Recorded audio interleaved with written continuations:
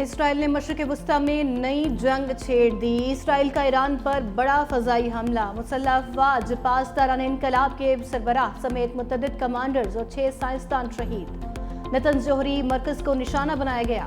ایرانی میڈیا کی پاسداران انقلاب کے chief of staff major general Mohammad Bagheri کے شہید ہونے کی تصدیق۔ جوہری سائنسدان احمد رضا ذوالفقاری آزاد یونیورسٹی کے سربراہ اور جوہری سائنسدان محمد مہدی تہرانچی بھی شہید ہو گئے۔ جوہری ایجنسی کے سابق ڈائریکٹر فریدون عباسی اور عبدالحمید منوچہر نے بھی جام شہادت نوش کیا۔ سید امیر حسین فقیہی اور مطلبی زادہ بھی شہید ہو گئے۔ دارالحکومت تہران سمیت مختلف شہروں میں زوردار دھماکے، رہائشی عمارتوں کو آگ لگ گئی، 5 شہری بھی شہید ہوئے، خواتین اور بچوں سمیت کئی افراد زخمی۔ صہیونی فوج کے مطابق ایران پر حملوں میں 200 لڑاکا طیاروں نے حصہ لیا۔ ایران میں جوہری اور فوجی اہداف کو نشانہ بنایا گیا۔ ایران کا جوابی وار اسرائیل پر 100 سے زائد ڈرون سے حملہ کر دیا۔ اسرائیلی فوج نے تمام ڈرونز فضا میں ہی مار گرائے۔ ایرانی سپریم لیڈر آیت اللہ خامنائی کا اسرائیل کے خلاف اعلان جنگ، کہا اسرائیل نے خونی طاقت کا استعمال کیا، ہمارے کئی کمانڈرز اور سائنسدانوں کو شہید کیا، سخت سزا دی جائے گی۔ میجر جنرل عبدالرحیم موسوی کا نیا آرمی چیف بنا دیا گیا۔ بریگیڈیئر محمد پاکپور پاسداران انقلاب کے چیف کمانڈر مقرر کر دیے گئے۔ ایران کا ہر شہید کا بدلہ لینے کا اعلان، تحکم ثانی فضائی حدود بند کر دی۔ ایرانی فوج کے ترجمان کا کہنا ہے کہ بڑے پیمانے پر جواب دینے کی تیاری کر لی ہے۔ مسجد جمکنان پر سرخ جھنڈا لہرا دیا گیا ہے۔ ایران نے امریکہ سے جوہری مذاکرات کا بائیکاٹ کر دیا۔ اسرائیل نے ایران میں ڈرون اڈہ قائم کر کے حملے کیے، اسرائیلی اخبار کا دعویٰ، کہا شفاق اسرائیل نے ایران میں جاسوسی نیٹ ورک کی مدد سے کامیاب کارروائی کی۔ ڈرون اڈے سے حساس عمارتوں اور اہم شخصیات پر حملے کیے گئے۔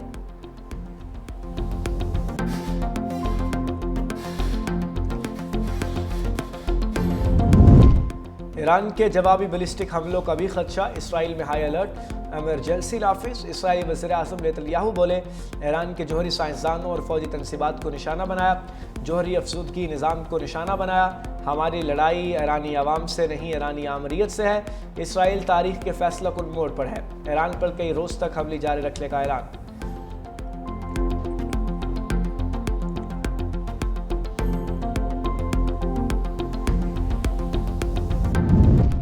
امریکہ اسرائیل کی مدد میں پیش، کہا ایران نے جوابی حملہ کیا تو امریکہ اسرائیل کے دفاع میں مدد کرے گا۔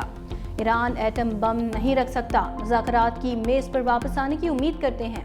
امریکی وزیر خارجہ مارکو روبیو نے کہا، اسرائیلی حملے میں ہمارا کوئی کردار نہیں، ہماری ترجیح خطے میں امریکی افواج کا تحفظ۔ ایران خطے میں امریکی تنصیبات کو نشانہ نہ بنائے، اسرائیل نے حملے سے پہلے آگاہ کر دیا تھا۔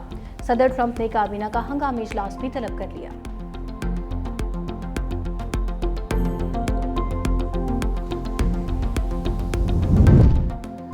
عالمی جوہری توانائی ایجنسی کی نیتنز جوہری تنصیبات کو نشانہ بنانے کی تصدیق، کہا ایران کی صورتحال پر گہری نظر رکھے ہوئے ہیں۔ Secretary general U N Antonio Guterres کا ایران میں جوہری تنصیبات پر حملوں پر تشویش کا اظہار، کہا مشرق وسطی میں کشیدگی کی مذمت کرتے ہیں۔ سعودی عرب، قطر، عمان اور یو اے کی بھی ایران پر اسرائیلی حملے کی مذمت۔ سعودی وزارت خارجہ کا کہنا ہے کہ امریکہ ایران مذاکرات کے دوران حملے پر افسوس ہے، حملے سے ایران کی خود مختاری اور سلامتی کو نقصان پہنچا۔ ایران پر حملہ بین الاقوامی قوانین کی خلاف ورزی ہے۔ روس اور ترکیہ کی بھی اسرائیلی جارحیت کی مذمت۔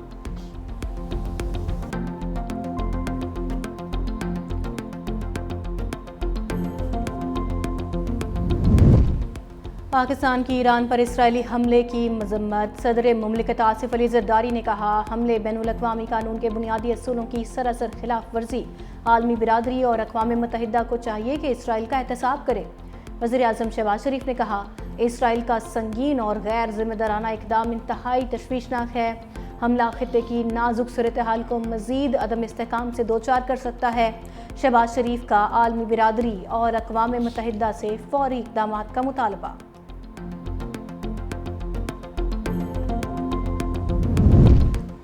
قومی اسمبلی اور سینٹ میں ایران پر حملے کی مذمتی قرارداد متفقہ طور پر منظور۔ اسرائیلی جارحیت سے ایرانی عوام کے جانی اور مالی نقصانات پر اظہار افسوس۔ وزیر خارجہ اسحاق ڈار بولے، اسرائیلی حملہ ایران کی خود مختاری کے خلاف ہے۔ اسرائیلی جارحیت نے انسانیت کے ضمیر کو جھنجھوڑا، گھراؤنا اقدام بین الاقوامی قانون کی بنیادیں ہلا دینے کے مترادف۔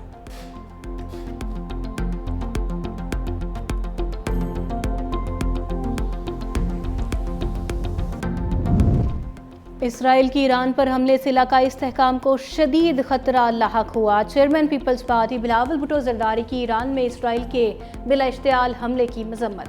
کہا دنیا اور اقوام متحدہ سے کشیدگی میں کمی کے لیے کام کرنے کا مطالبہ کرتے ہیں۔ سینیٹر شیری رحمان نے کہا خطے میں نئی جنگ کا آغاز بہت ہی خطرناک ہو سکتا ہے۔ جنگوں کے اثرات صرف ایک ملک تک نہیں، دنیا کے تمام ممالک متاثر ہوتے ہیں۔ دنیا مزید کسی جنگ کی متحمل نہیں ہو سکتی۔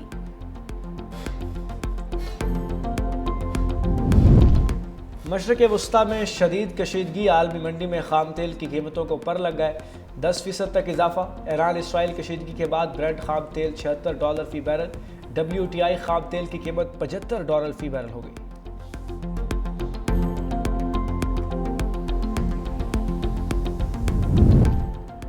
اسرائیلی حملے کے بعد خلیجی ممالک کی فضائی حدود بند، بڑی ایئر لائنز نے پروازیں معطل کر دیں۔ خطے میں غیر معمولی صورتحال، ایران، عراق اور اردن سمیت کئی ممالک نے اپنے فضائی حدود بند کر دیں۔ Air India, fly Dubai, Emirates, Qatar airways نے اپنی کئی پروازیں معطل کر دیں۔ ایئر انڈیا کی نیو یارک، لندن، وینکوور سے ایران کی جانب آنے والی پروازیں واپس بلا لی گئیں۔ پاکستان کی فضائی حدود فعال، پاکستان ایئرپورٹس اتھارٹی کے مطابق اضافی فضائی ٹریفک کو معمول کے مطابق پیشہ ورانہ انداز میں سنبھالا جا رہا ہے۔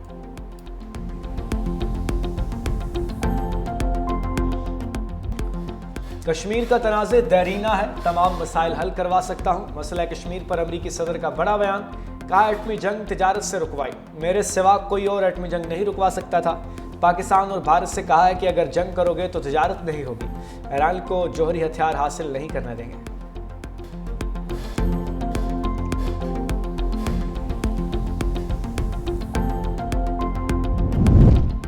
صہیونی فوج نے غزہ میں بھی فضائی اور زمینی حملے تیز کر دیے۔ 24 گھنٹوں کے دوران 100 سے زائد فلسطینی شہید اور 427 سے زائد زخمی۔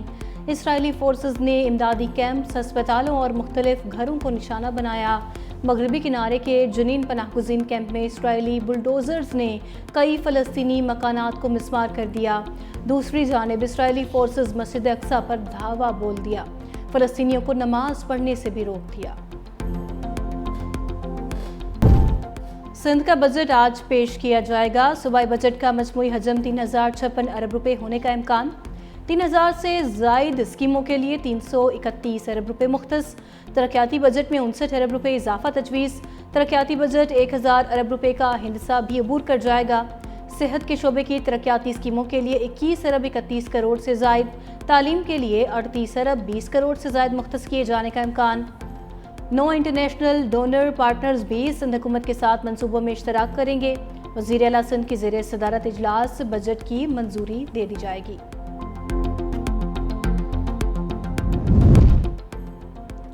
خیبر پختونخوا کا 2000 ارب روپے کا سرپلس بجٹ آج پیش کیا جائے گا۔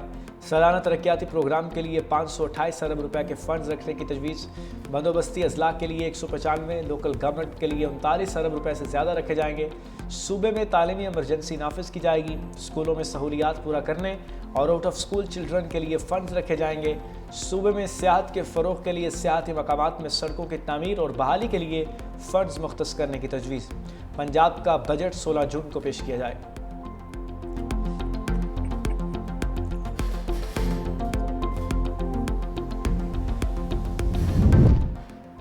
ملک میں آج سے گرمی کی لہر میں کمی متوقع۔ 16 جون تک پنجاب کے بیشتر اضلاع میں آندھی، جھکڑ چلنے اور بارشوں کا امکان۔ راولپنڈی، مری، گلیات، اٹک، چکوال، منڈی بہاؤدین میں بادل برسیں گے۔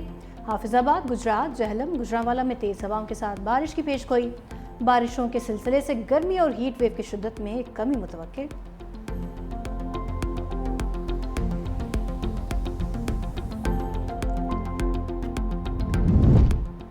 ایئر انڈیا کا جہاز ترک کمپنی کے سپرد ہونے کا بھارتی دعویٰ جھوٹا نکلا۔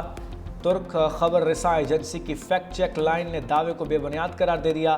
ترکش ٹیکنک کی پوسٹ کے مطابق کمپنی کا ایئر انڈیا سے معاہدہ صرف بوئنگ 777 طیاروں کی مکمل بیس اور کا ہوا تھا۔ بھارت میں سوشل میڈیا پر متعدد گمراہ کن ویڈیوز پر ترکی کے خلاف پروپیگنڈا کیا گیا۔ گزشتہ روز طیارہ آبادی پر گرنے سے 241 مسافروں سمیت 316 ہلاکتیں ہوئیں۔ طیارے میں سوار ایک بھارتی خاندان کی آخری سیلفی نے سب کی آنکھیں نم کر دیں۔